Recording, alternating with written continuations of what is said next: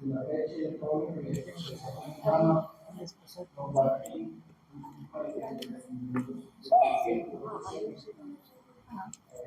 la idea es entender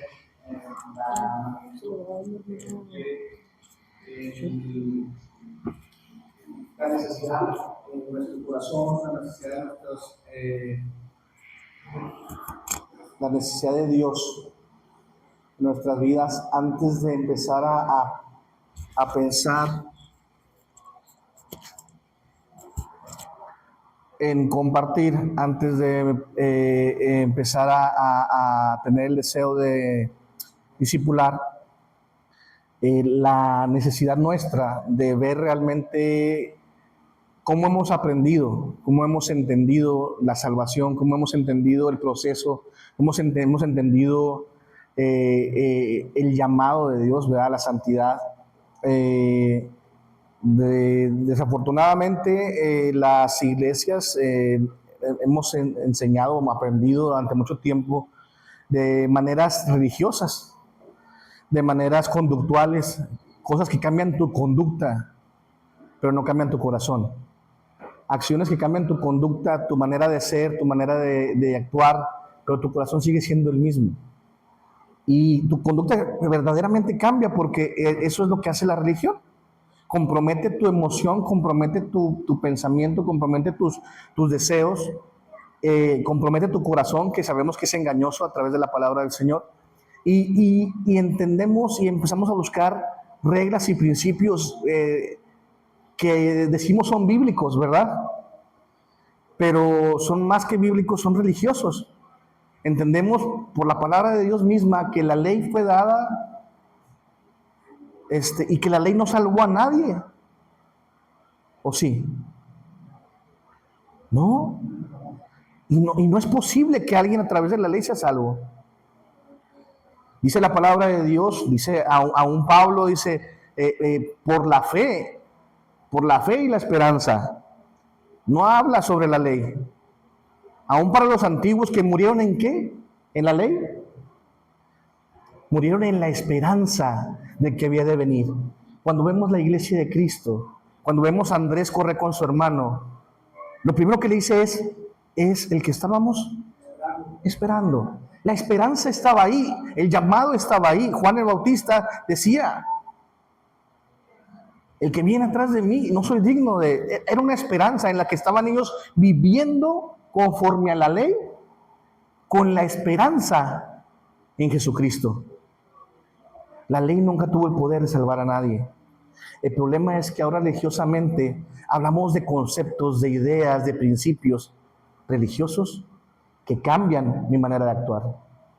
Y antes yo era un borracho, antes yo era un fumador, antes yo era un maldiciente, y ahora ya no lo soy, porque estoy en la iglesia y mi conducta ha cambiado. Pero mi corazón sigue siendo el mismo. Y ese es el problema principal de todos nosotros. Analizando la situación, hermanos, y yo sé que a veces dicen es que es muy fatalista, entonces nadie puede ser salvo, entonces ¿cómo le vamos a hacer? Entonces ¿de qué se trata esto? La verdad es que tienes que entender que el evangelio de Cristo Jesús es imposible de seguir. Hermano, creo que el tema qué importante es, como dicen por ahí, yo lo veo como instrumentos en la mano de Dios para comunicar su palabra.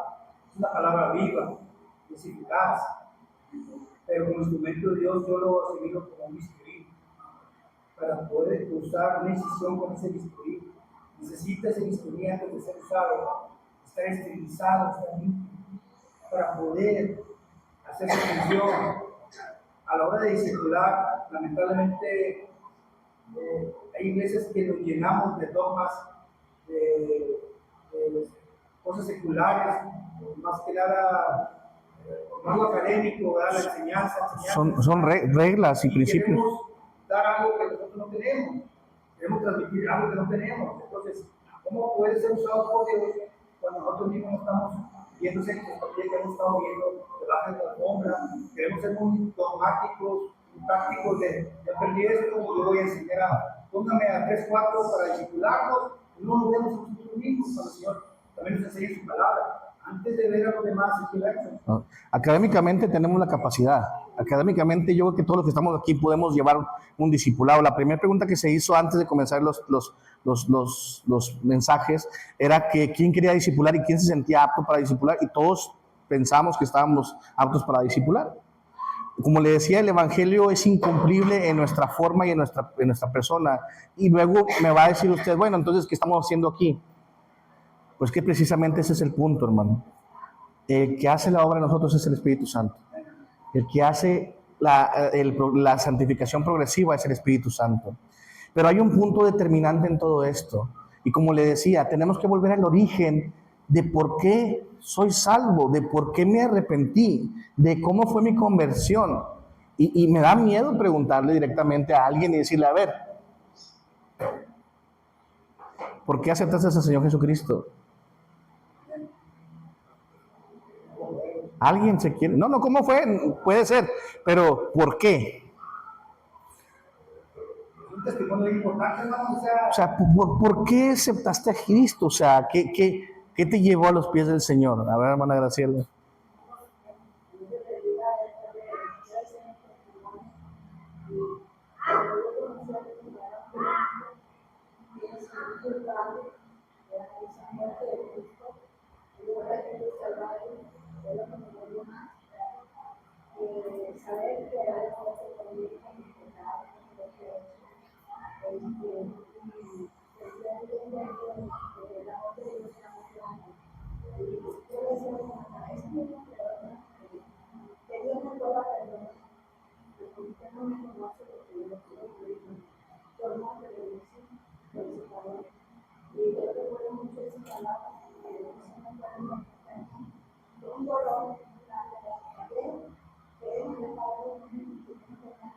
Amén.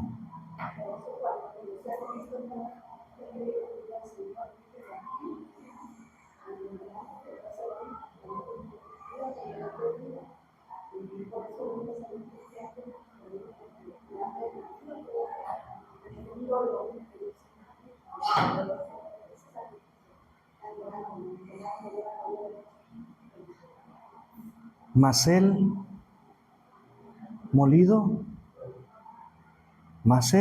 fue por mis pecados, y en él llevó la culpa de mis maldades. Cuando esa pregunta me recuerda a los primeros apóstoles, perdón, cuando dijeron, o sea, es que la pregunta de esos hermanos está que un desorden trataron, hermano, hiciste para hacer algo, o sea, estamos dormidos, O sea, ¿por qué? Porque no podemos dejar de decir y contar lo que Dios ha hecho en nuestra vida, es un testimonio vivo. En base al testimonio, ellos tenían esa necesidad implícita. Cuando los discípulos vienen a Jesús a seguirle, era en base a una esperanza. Ellos sabían que había de venir alguien, un redentor. Cuando hablamos de Génesis capítulo 1, ¿verdad?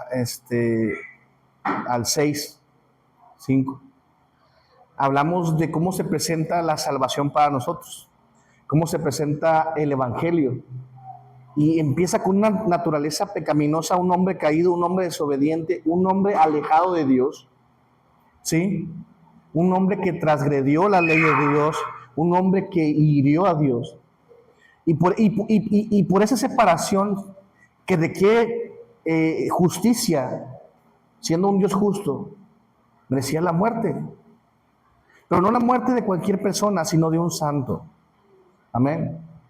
Entonces vemos desde Génesis el protoevangelio, la naturaleza del hombre caído, el pecado, y por ese pecado la necesidad de la muerte de un inocente. Desde ahí estaba presente el plan de Dios, el designio de Dios, de mandar a su hijo morir.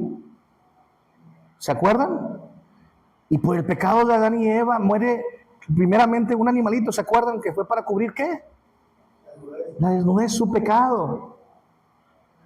¿Sí? No era la desnudez en sí. Ellos habían nacido desnudos, estaban desnudos, no había maldad en ellos. Ahora tenían que cubrir por la vergüenza de su pecado. Y ese pecado requirió un sacrificio de un animalito para cubrir ese pecado. Y eran los modos las analogías, las imágenes de ese Cristo que había de morir por ti, por mí, por nuestro pecado. Y la razón por la que aceptamos a Jesucristo, la razón por la que vamos a los pies de Cristo es porque reconocemos que por nuestro pecado Jesús fue crucificado, hermano. Por mi pecado el Señor dejó su trono de gloria. Por mi pecado Él fue golpeado, vituperado, crucificado, coronado con espinas. Y si no parte de ahí tu arrepentimiento, que esa es la verdad. ¿Se acuerdan lo que hablamos el tema anterior? Arrepentimiento es diferente a remordimiento. Si no parte de ahí tu arrepentimiento, porque es la chispa que enciende las consecuencias. El arrepentimiento es la chispa que enciende el fuego, hermano, de la regeneración. Es la chispa que enciende tu nueva motivación de odiar el pecado y amar a Cristo. Amén. Pero si no parte de ahí tu conversión, si tu conversión es porque sentiste bonito, porque naciste en la iglesia, porque Dios te cambió la vida, porque Dios cambió tu matrimonio, porque Dios te dio la esperanza. Porque muchas veces escucho, es que Dios cambió mi vida y yo estaba perdido y yo era esto y era lo otro. Y luego, miren, hubo unos leprosos, imagínense la lepra. ¿Sabe qué es la lepra? ¿Se la puede imaginar? Cuando le daba a alguien comezón, o que se haya quemado con el sol, que se le empieza a descarapelar la piel, ¿verdad? O alguna irritación en la piel. La lepra es más que eso, carcome la carne viva, empieza a hacer llaga, empieza a supurar, no te puedes acostar, no te puedes mover de lado. Aquí en el HU hay un pabellón de leprosos todavía, creo. El hedor, sí. Eran 10 y los 10 fueron sanados y uno regresó. No es lo que Dios hace en tu vida para este mundo, sino lo que hace en tu alma para la eternidad. ¿Sí me estoy explicando? No buscamos lo que Dios pueda hacer por mí o para mí en este mundo. Y muchas veces es lo que nos hace arrepentirnos y venir a los pies de Cristo. Es que Dios cambió mi vida. Yo era un pecador, yo era esto, yo era el otro, y Dios cambió mi vida. No, yo entiendo que era un pecador y que estaba contra el Señor y que aún así Él me amó y se entregó y murió por mí. No es que yo era un pecador y ahora soy buena onda. ¿No lo he visto muchos cristianos de esos? Es que antes yo era un perdido y ahora aquí estoy, por la gloria del Señor. No, yo era un perdido y yo dañé a Jesucristo, yo lo clavé. Hay un canto que dice, si hubiera estado ahí, ¿verdad? Si yo hubiera estado ahí, yo te hubiera defendido, No, tú estuviste ahí, tú lo clavaste, tu pecado lo clavó, tu pecado lo crucificó. Tu pecado son las espinas en su cabeza y la lanza en su costado. Tu pecado, mi pecado fue lo que es la consecuencia. Ve a la cruz, voltea a la cruz y esa es la consecuencia de tu pecado, hermano. Si no parte de ahí tu arrepentimiento, está mal tu arrepentimiento. Está mal tu conversión. Tiene que partir de ahí. ¿Por qué? Porque luego cada día tienes que volver a la cruz y ser muerto nuevamente. El que quiera venir en pos de mí, tome su cruz, niéguese a sí mismo todos los días y sígame. Cada día es la necesidad de entregarnos a Cristo. Como le decía, es imposible seguir un evangelio al pie de la letra. A unos discípulos dijeron, esto es palabra muy dura, esto es muy difícil de hacer. Es a través del Espíritu Santo, hermano. Entonces, hermano, yo quisiera que entendiéramos que se trata de analizarnos a nosotros mismos. No estoy escarbando ni forzándole a que venga usted y haga una oración y se arrepienta. Yo no tengo nada que ver en eso. Amén. Pero estoy llamándole a reconocer a Jesucristo. Estoy llamándole a que entienda su condición,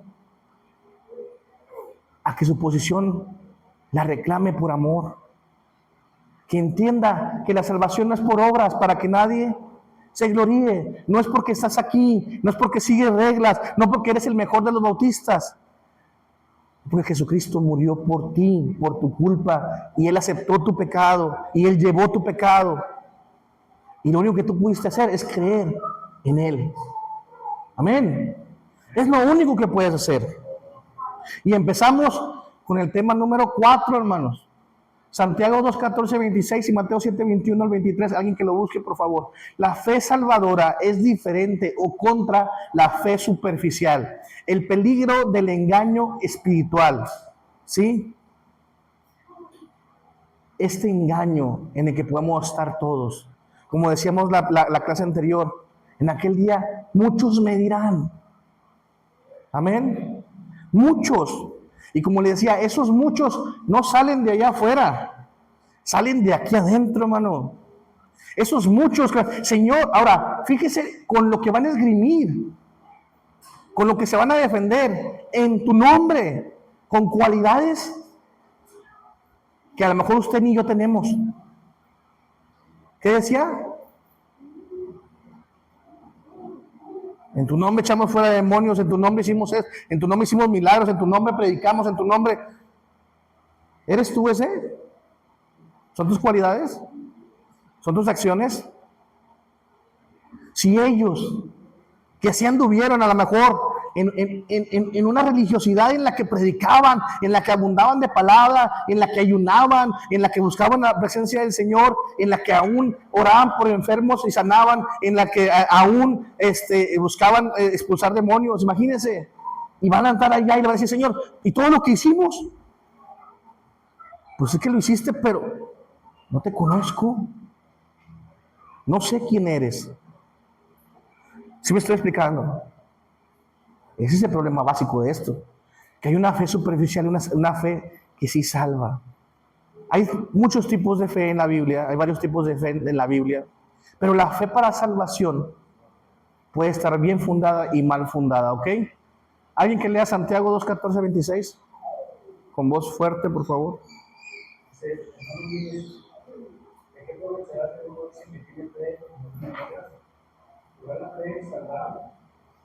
Una hermano, una hermana, estando libres, quieren esperar el mantenimiento de cada día. Algunos de nosotros les dice que es fácil, para el base social, no les traen las cosas que quieren para el campo. ¿En qué aprovecha? También la fe, así también la fe, si no tiene obras, no conseguimos. Pero algunos dirán, no tienes fe, yo tengo obras. Yo tengo tus obras, yo tengo fe por las obras. ¿Tú crees que es uno que nace? Y tiemblan.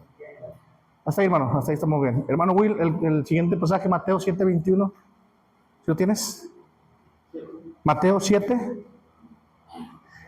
Fíjese cómo aborda Santiago la fe.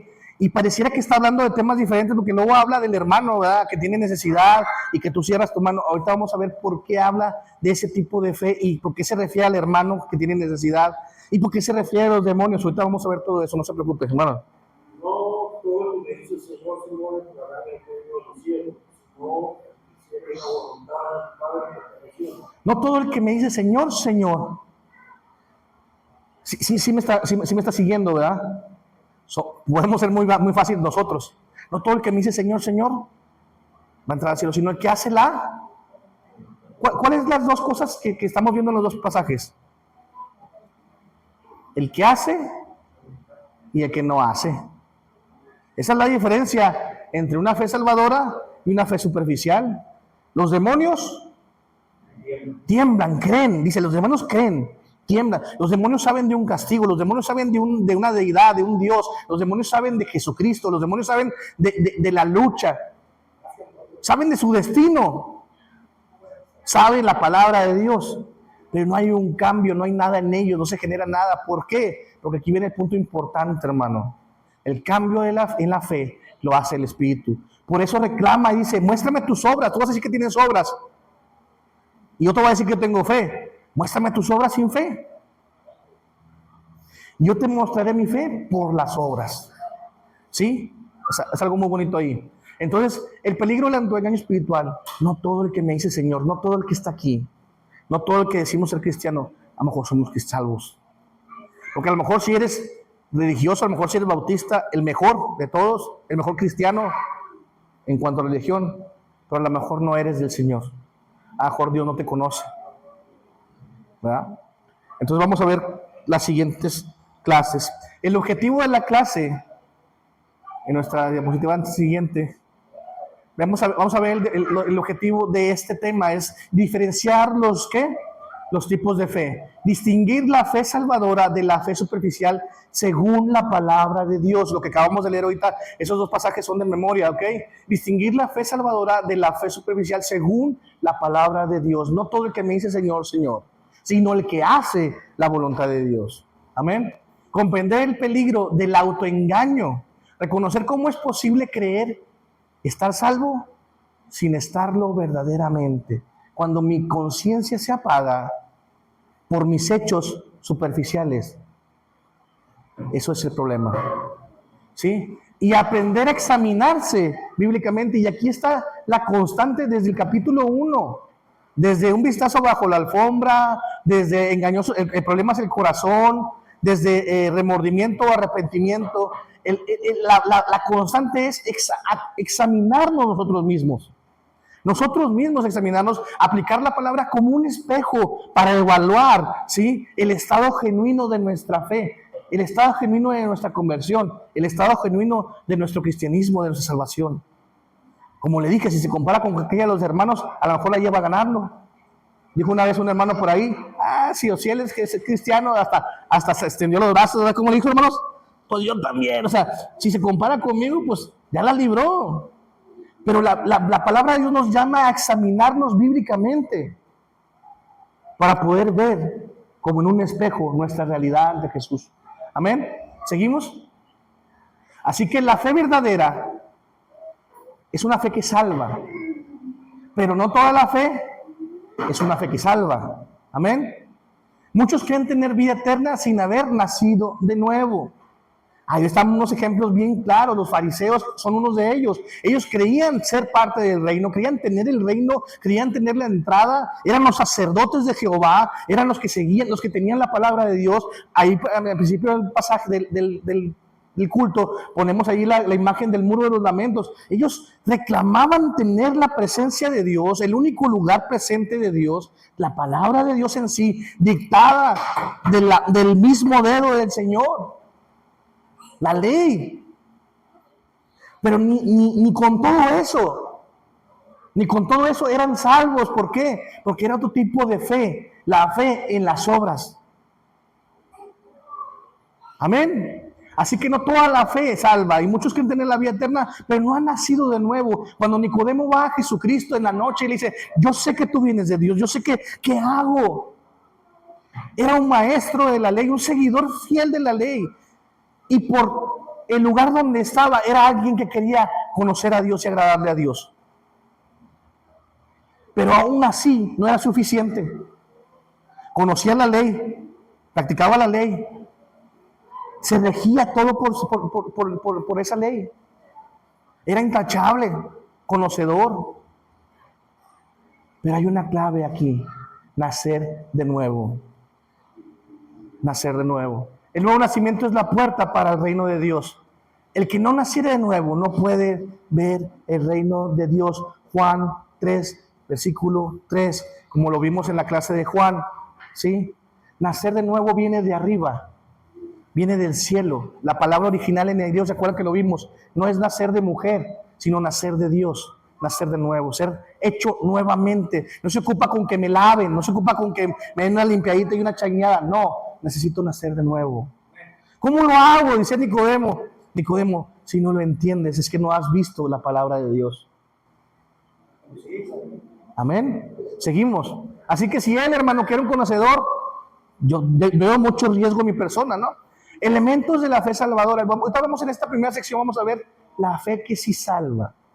Tenemos que reconocer esa fe, buscar esa fe bíblicamente. Así que hay unos elementos claves en esta fe salvadora. Hay 3 pilares que distinguen una fe genuina y transformadora. 3 cosas que tienes que buscar en eso que llamas tu fe. Primeramente, conocimiento verdadero. ¿Sí? Yo no tolero a un hermano que dice, pues yo no sé Biblia, hermano, pero yo creo en mi Señor. Ah, caray. Pues ese precisamente es un problema bien grande. Porque no puedes creer ni amar a alguien que no conoces. Y lo más seguro es que tu fe se está depositando en un Dios que no existe. Amén. Así que el número uno, el pilar más importante es que tienes que tener un conocimiento verdadero, doctrinal, acerca de la palabra de Dios, acerca de quién es Cristo. La fe tiene un contenido doctrinal, no es fe ciega, hermano. Aunque la Biblia nos dice, ¿sí?, que la fe es la certeza de lo que se espera, la convicción de lo que no se ve, no quiere decir que sea ciega. Amén. No es eso lo que está diciendo. Y lo vamos a ver paso a paso. La fe contiene un sentido doctrinal, una convicción basada en verdades reveladas por la palabra de Dios. Si tu fe no está fundada en las verdades bíblicas, hermano, ahí hay un problema bien grande. Es que yo oro y todos sanan. Yo le pido a Dios y todo me da. ¿Está correcto? ¿Sucede? Exactamente, ese es el problema, ¿verdad? Que puede suceder.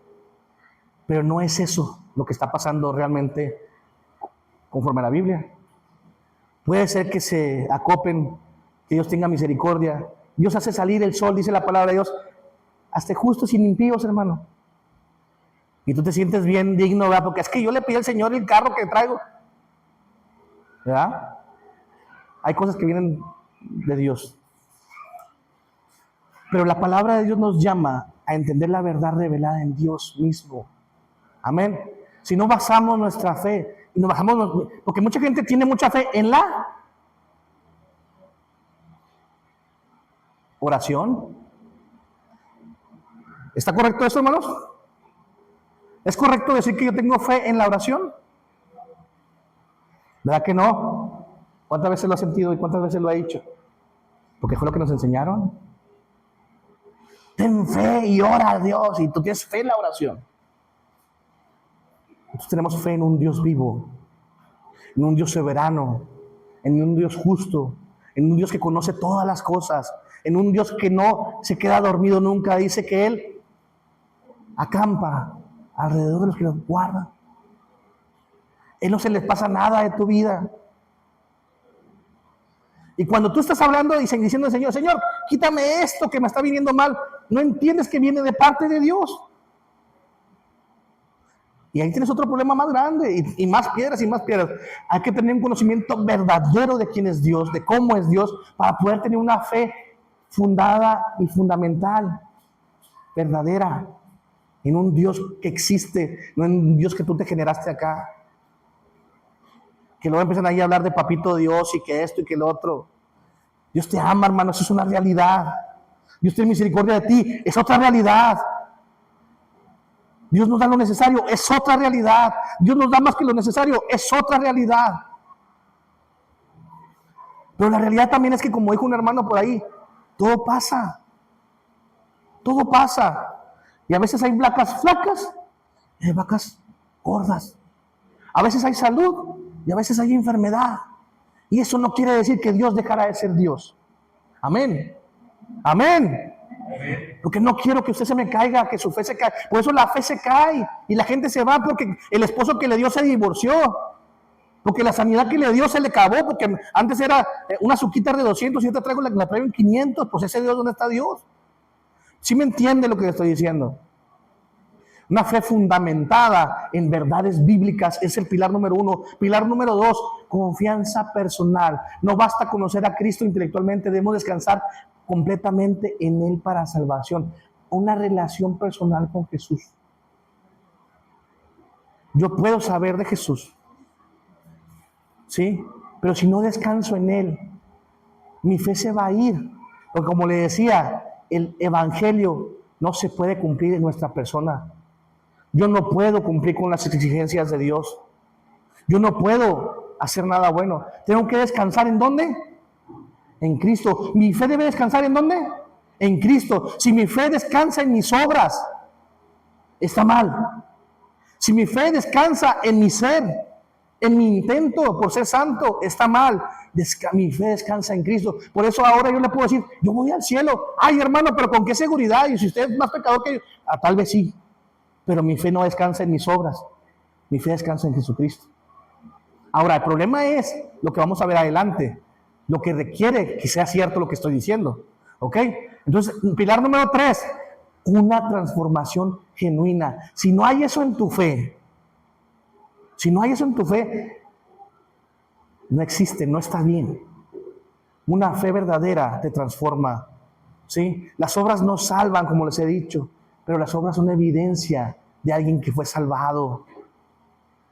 Las obras son evidencia de alguien que fue encontrado por Jesucristo. Las obras son evidencia de alguien que descansa en Jesucristo. El amor es la evidencia de alguien que está en Cristo Jesús. Por eso le decía a Cristo a través de las cartas de Juan: si alguien dice que yo estoy en Él y el amor del Padre no está en Él, no es cierto que estoy en Él.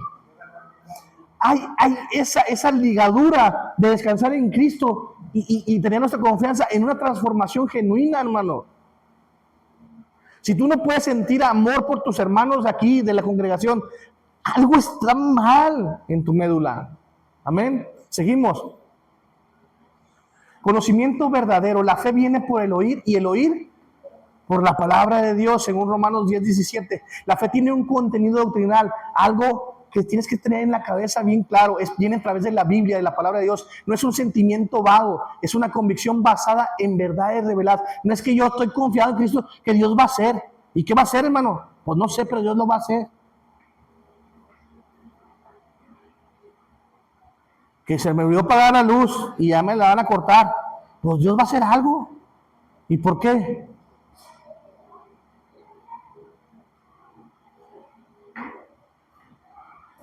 ¿Sí o no? Esa frase está mal. Cuando hablamos de que Dios va a hacer, nosotros debemos decir: Dios ya está haciendo, hermano. Jehová es hoy, el yo soy. Y si algo te está pasando que no te gusta en tu vida, algo Dios está haciendo, hermano. Cuando Él queda en silencio, está trabajando. Cuando algo te duele, es el alfarero moldeando. Y tú estás grita y grita: Señor, ¿dónde estás? Moldeando. ¿No querías ser más como yo? ¿No me amabas a mí? Y te quito algo y lloras. Dijiste que me amabas, que tu fe descansa en mí, que te arrepientes de que tu pecado me crucificó. Ahora deberías odiar el pecado. Y lo que te estoy arrancando ahorita es pecado que tienes clavado en tu ser. Y tal vez es un pecado que está tan arraigado en tu ser que todo el barro se empieza a tambalear. Y toda tu vida empieza a sembrarse, hermano, porque Dios está trabajando en tu pecado para arrancártelo, porque tú no puedes dejar ese pecado. Y empiezas a gritar, desesperado, como alguien que no sabe que Dios está ahí. Y gritas porque Dios te arranca de la base de tu ser. Tu vida se tambalea y sientes desmoronarte y te sientes cansado. Y es Dios trabajando en ti. Señor, ¿dónde estás? Precisamente aquí estoy. Te sigo sosteniendo. Sigo manteniendo. Pero te estoy dando una forma diferente. Ese es Dios trabajando. El conocimiento de Dios viene y nace en la palabra de Dios. La Escritura es la fuente y fundamento de toda fe genuina. Si la fe viene de otras cosas, de que un día Dios no tenías que comer y Dios te llevó, de que un día estabas a punto de morir y Dios te salvó, si la fe, esa es tu fe, es una fe de caricatura, hermano. La fe está fundamentada en palabra de Dios. Y al final mi fe es que yo sé que un día, aunque esté muerto, voy a resucitar con Él. Amén. Mi fe no está puesta en una casa en Cumbres, Diamante. Mi fe no está puesta en otras cosas más que en la redención. Amén. Mi fe está puesta en que el Señor tuvo misericordia de mí y me lavó. Esa es mi fe. Pero si tengo esa fe, está atada a una acción que vamos a ver ahorita. El conocimiento no es igual a un dato intelectual. No es que tengas la Biblia aquí. Es verdad que penetra en el corazón y produce un cambio profundo en ti. Amén. No se trata de que te aprendas la Biblia. Yo te le decía, son 2 versículos de memoria, espero que se los aprendan. Pero más allá, que lo lleves en tu corazón, que genere un cambio en ti y en mí. ¿Ok? Seguimos, hermano. Confianza personal en Cristo. No basta conocer a Cristo intelectualmente. El conocimiento solo no produce salvación. Debemos descansar completamente en Él. La fe salvadora es un acto de entrega total. Señor, yo no sé. Señor, yo no puedo. Pero si tú me dijiste, Señor, yo creo en ti. Amén.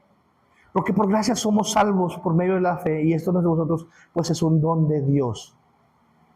¿Qué es un don de Dios? Según el texto. Porque lo leemos bien rápido, ¿verdad? Porque por gracia sois salvos por medio de la fe. Y esto no es de vosotros, pues es un don de Dios. ¿Qué es un don de Dios?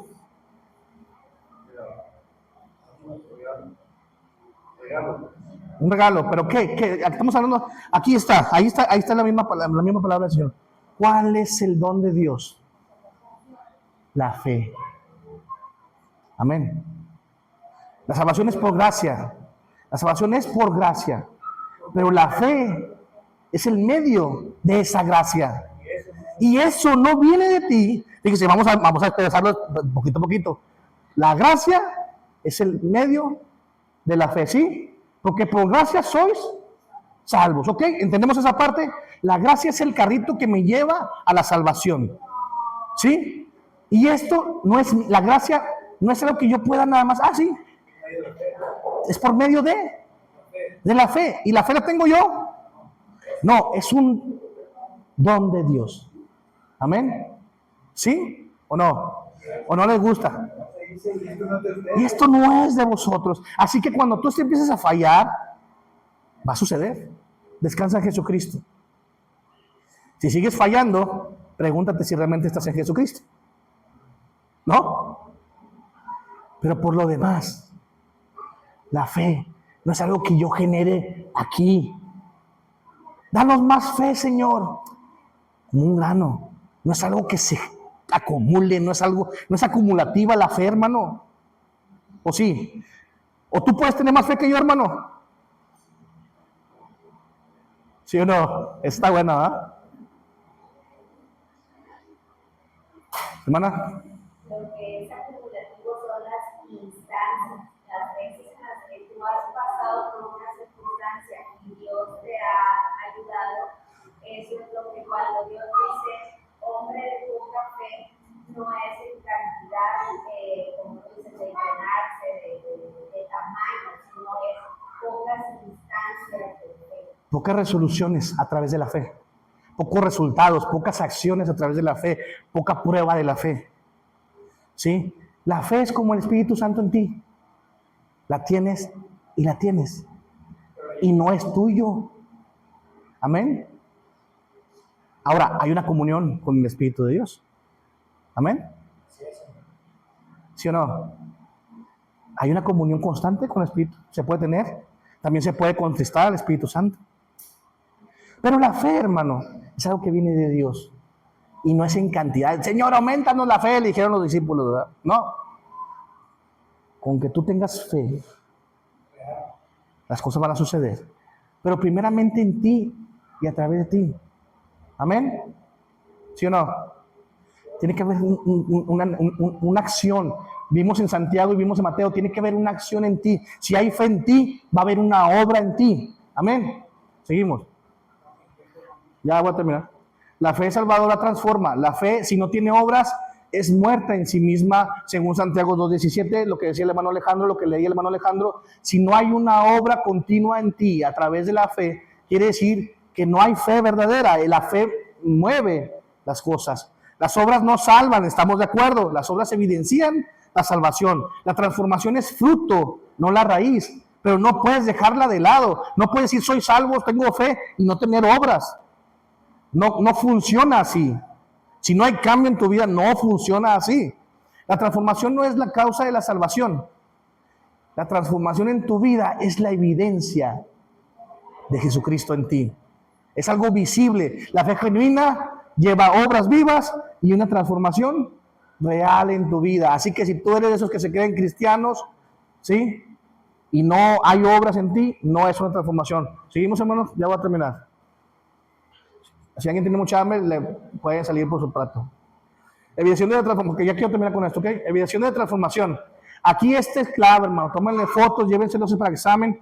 La fe genuina produce frutos visibles y permanentes. No te engañes a ti mismo. Si no hay un fruto en tu vida, un cambio en tu vida, no hay fe. Son permanentes, así que no puedes volver para atrás. Hay una santificación progresiva, no regresiva. Así que esa santificación, puedo quedarme estancado a veces, porque soy muy duro de servir, porque soy muy terco, puedo quedarme en un estancamiento espiritual, pero no puedo regresar a lo mismo, hermano. ¿Está de acuerdo conmigo? ¿O no? Ya no puedo permanecer esclavo del pecado. La mujer que fue ya en adulterio y prostitución, ya no podía regresar a lo mismo. Y Jesús le dijo, vete y no peques más. No era que ella pudiera dejar de pecar, sino que ya no debía regresar a donde mismo. Porque de aquí era para adelante, es progresivo, hermano. Amén, constante, eterno. ¿Sí? La fe sin obra, si no tiene obras, es muerta en sí misma. Entonces, aquí vamos a ver lo que provoca la fe en un cristiano, en un salvo verdaderamente. Número 1, amor por Dios, deleitarse en su palabra, en su presencia, querer estar. Hermano, si tú estás aquí, estás como que, ya, que se acabe, porque ya, de veras que, ay, no, en serio. Algo está raro, hermano. O la otra, a lo mejor el que está aquí no está predicando palabra del Señor, pues quítenlo. Pero tú no puedes estar en ese estado de decir, ahora el culto como que estuve, ay, no. Hay un amor, un deleite por la palabra de Dios. Quieres conocer a Dios. El endemoniado que decía, quiero seguirte, quiero estar contigo. Quiero conocerte más, quiero estar con... No vea lo que tienes que... Pero yo quiero, o sea, había una necesidad en su corazón. Amén. Otra cosa, amor por la santidad. ¿Te gusta la santidad? ¿O prefieres el pecado? Hay una necesidad en ti de ser santificado por el Señor. ¿La buscas? Porque a veces decimos, como la santidad viene de parte de Dios y no es mi responsabilidad, sino de Dios. Cuando Dios me quiere santificar, tú debes de amar la santidad, de buscar la santidad, de amar la luz. Señor, examina mi corazón y revela todo lo que hay en él. Enséñame qué es lo que debo de dejar, qué es lo que debo de cambiar. Dime qué pasos debo seguir. Señor, amando la santidad de Dios, deseo genuino de vivir conforme a la palabra de Dios. Amén. Así que necesito primeramente tener la palabra de Dios, un deleite en su palabra, porque ahí voy a encontrar la manera de vivir para Dios, en su palabra. Amén. Después de ahí nace la convivencia, lo que hablamos de la iglesia. Estamos hablando de discipulado.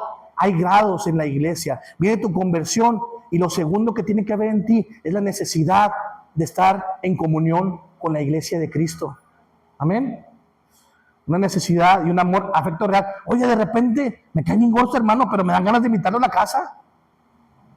No nos llevamos bien, ¿verdad? No somos los mismos, pero como que, oye, estaría. Y no te das cuenta que cuando lo invitas a tu casa, no quieres que se vaya, que estuvo muy buena la convivencia, ¿verdad? O el chisme, hermana Juani. ¿Sí? Pero lo más importante, ¿alguien? ¿Sí? Creo que sí es una pregunta muy importante y es algo que debemos de avanzar bien. Que todos seamos mucho, no sé, cada quien, nuestra relación con Dios, su momento de entrega, o algo así. Que a veces no quería hablar, pero creo que se quiere. Amor por Dios, amor por la santidad, por los hermanos, amor por el pecado. Para que Cristo se hace como un milagro. Estamos en una oración porque tenía una necesidad fuerte de mi corazón que yo sabía que podía.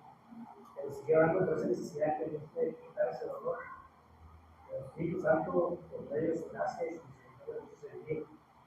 Así como sientes el dolor que te duele mucho en Cristo y te sana, así me ha dolido cada paso que has dado de tu vida, hallándome.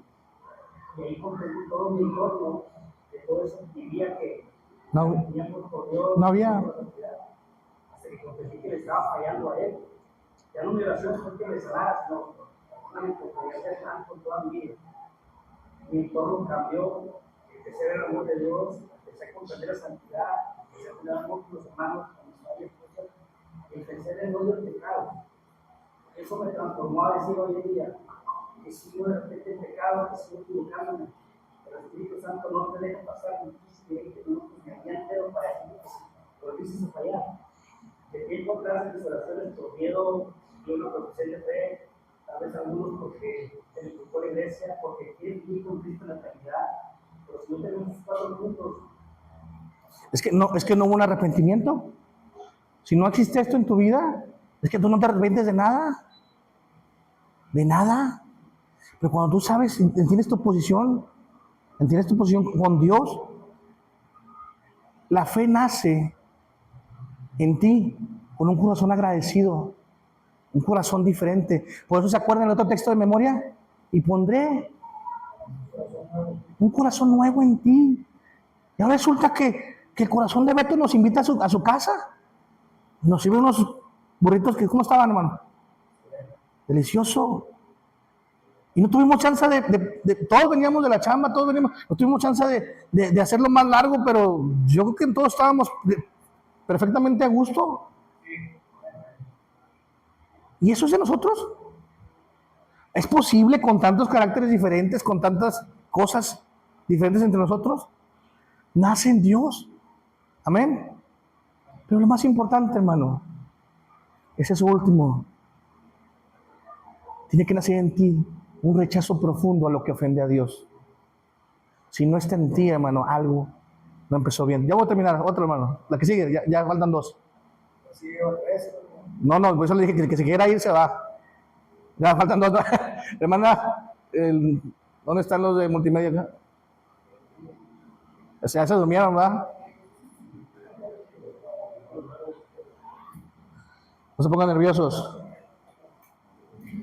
El cabo no tienen hambre todavía los hermanos, hombre.